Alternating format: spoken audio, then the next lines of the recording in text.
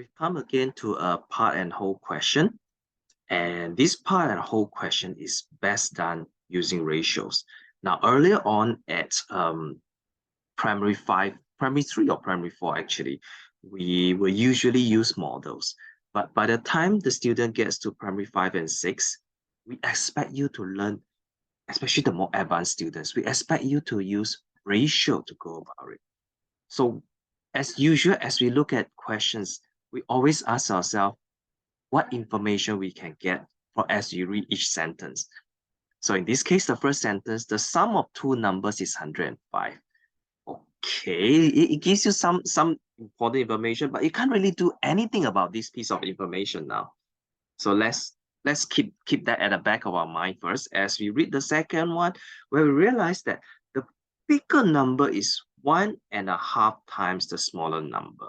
Now, when you go to secondary school, you'll find that this 1.5 times the smaller number means a ratio of 1.5 to 1. But in primary school, this is a difficult number to work with. So what we do, we change this mixed number into an improper fraction first. So how does that work? So we learned when we have a mixed number like this, okay, we do a multiplication and then we do an addition. So in this case, 1 times 2 gives you 2. See, 1 times 2 gives you 2. And then the 2, we add to the numerator. 2 plus 1 is 3. So this will become our new numerator. And we keep the same denominator.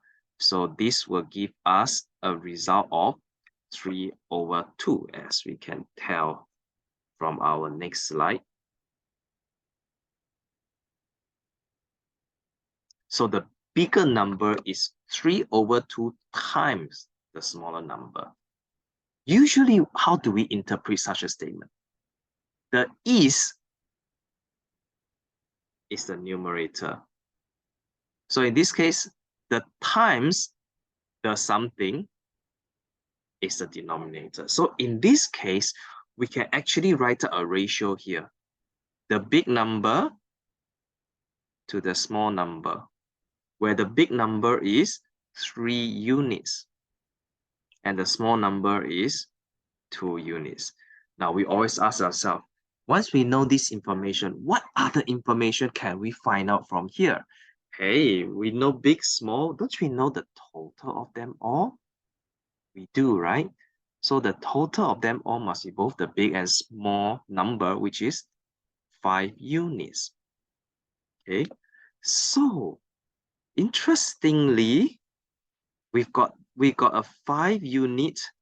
We also know that the sum of the two number is 105. The total is 5 units. Sum is also the total, 105. So from here, our conclusion, we have to conclude that 5 units must be the same as 105. And as we can see, equal means both sides are the same. So 5 units on the left, 105 on the right, both sides are the same. So in order to find 1 unit, I divide the right hand side by 5. Right? So on the left, 5 unit divided by 5 give me 1 unit. On the right, 105 divided by 5 give me 21. And we know that the smaller number is 2 units. So 2 units, 1 unit is 21. So 2 units must be 21 times 2 or 42. And that's how we get our answer, 42, as the smaller number.